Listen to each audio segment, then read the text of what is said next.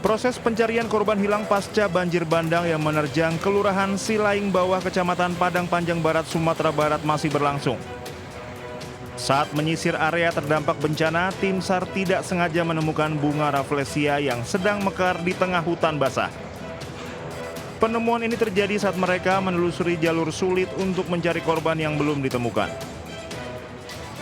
Hingga hari ke-11 pencarian, 34 korban yang belum ditemukan, 19 diantaranya warga Padang Panjang. Dari Padang Panjang, Sumatera Barat, Agung Sulistyo Anyus melaporkan.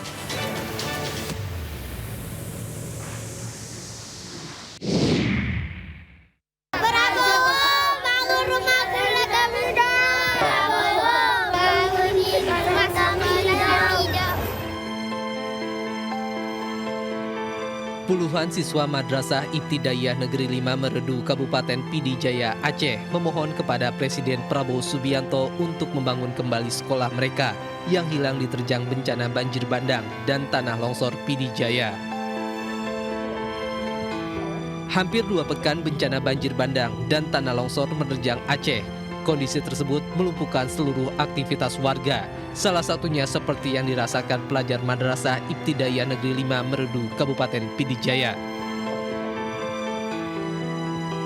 Madrasah Ibtidaiyah Negeri 5 Meredu yang terletak di Desa Senong menjadi salah satu sekolah yang hilang tanpa jejak akibat bencana banjir bandang.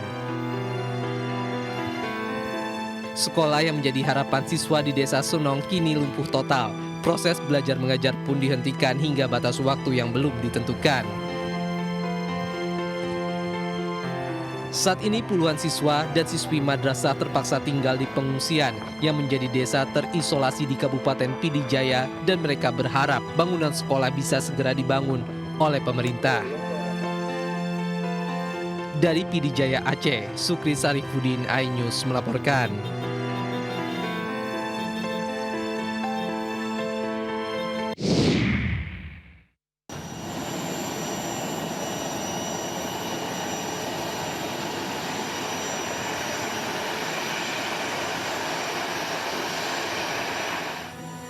Presiden Prabowo Subianto kembali meninjau lokasi terdampak banjir bandang di wilayah Aceh.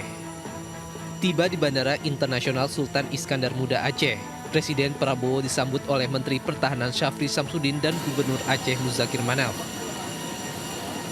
Dari Bandara Sultan Iskandar Muda, Presiden Prabowo beserta rombongan naik helikopter ke Kabupaten Biren untuk memeriksa jembatan Bailey dan meninjau posko pengungsian. Kunjungan ini dilakukan untuk memastikan percepatan penanganan darurat serta pemulihan di daerah terdampak bencana. Presiden juga memantau distribusi bantuan, evakuasi warga, serta langkah pembukaan akses jalan. Tapi kita lihat semua usaha kita kerahkan, ya. Nanti semua jembatan kita akan perbaiki. Mudah-mudahan 1-2 minggu ya. Kita kerja terus karena masalahnya adalah tembus ini baru kita bisa kerja yang selanjutnya. Setibanya di posko pengungsian, Presiden Prabowo disambut haru oleh para pengungsi. Ratusan warga berebut untuk bersalaman dengan Presiden Prabowo. Tidak hanya itu, Presiden Prabowo juga menyempatkan diri untuk melihat kondisi dapur umum di pengungsian untuk memastikan kesiapan makanan untuk para pengungsi. Presiden Prabowo juga sempat mencicipi makanan yang disediakan untuk para pengungsi. Dari Biren, Aceh, Tim Liputan iNews melaporkan.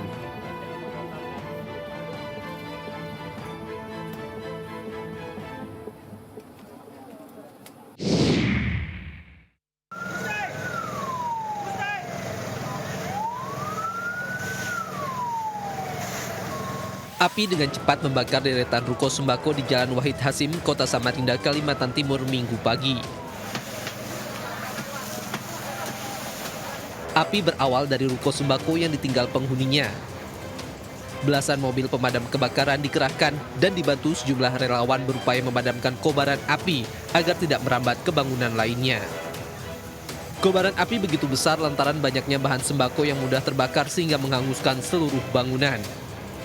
Selama 2 jam, api berhasil dipadamkan. Kebakaran mengakibatkan 3 ruko dan 1 rumah tinggal hangus terbakar.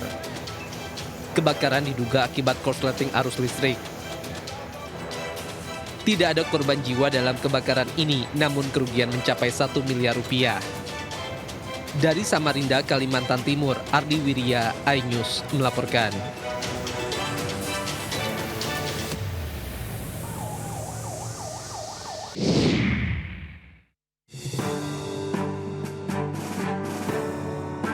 Rapat Kerja Nasional tahun 2025 sukses dilaksanakan Pengurus Besar Persatuan Olahraga Biliar Seluruh Indonesia di MNC Conference Hall iNews Tower, Jakarta Pusat.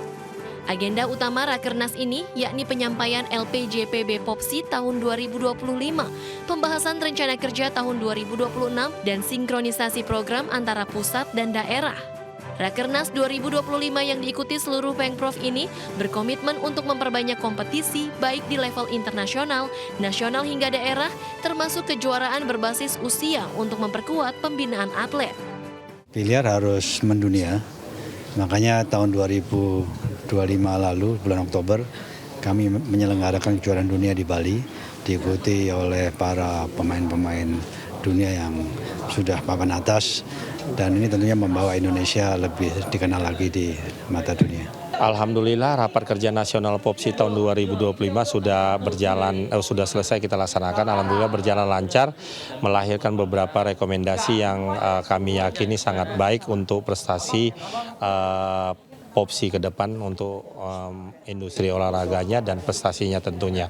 Diharapkan kita dapat mengacu kepada apa yang menjadi keputusan hari ini untuk ke 2026.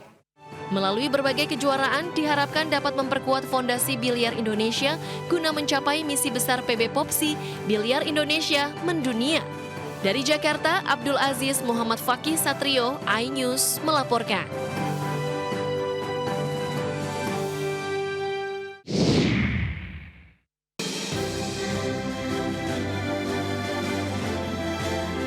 Kadin Indonesia membuka rapat pimpinan nasional 2025 dengan fokus utama pada penciptaan lapangan kerja baru di tanah air. Rapimnas Kadin 2025 yang digelar di Park Hyatt Jakarta turut dihadiri Eksekutif Chairman MNC Group Haritanu Sudibyo dan sejumlah menteri. Dalam Rapimnas, Kadin akan terus berupaya mendorong peningkatan kesejahteraan masyarakat melalui perluasan kesempatan kerja yang dapat berkolaborasi dengan berbagai program pemerintah, seperti program makan bergizi gratis dan program 3 juta rumah. Kadin fokus bicara bagaimana gotong royong meningkatkan lapangan kerja. Itu fokusnya. Bukan saja meningkatkan pertumbuhan ekonomi, tapi meningkatkan lapangan kerja. Karena dengan seperti itu bisa meningkatkan kesejahteraan masyarakat. Harapannya Kadin mempersiapkan diri untuk mendorong kesejahteraan masyarakat di 2026. Makanya dari berbagai program pemerintah yang ada ke masyarakat, kami berharap Kadin ikut mendorong, apalagi juga untuk membangkitkan UMKM konstruksi. Nah, UMKM konstruksi ini sudah dapat banyak peluang dan pemerintah menyediakan dana untuk perumahan sampai 130 triliun. Kadin Indonesia berharap Rapimnas tahun 2025 mampu menebar optimisme kepada dunia usaha, sehingga mampu melahirkan rekomendasi yang aplikatif, realistis, dan dapat segera diimplementasikan bersama pemerintah. Dari Jakarta, Jessica Winoto, Irian Syah Wahyudi, Laksana iNews melaporkan.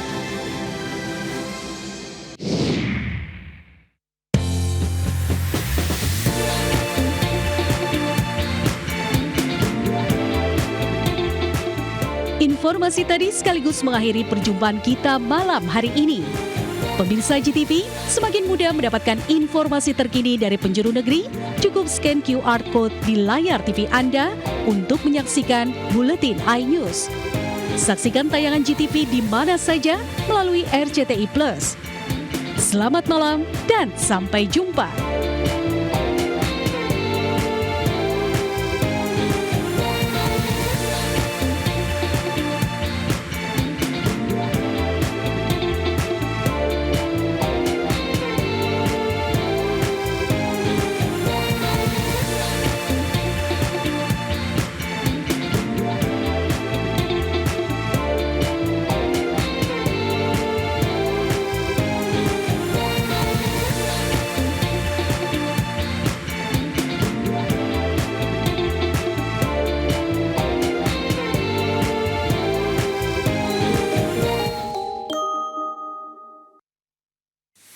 Kadin.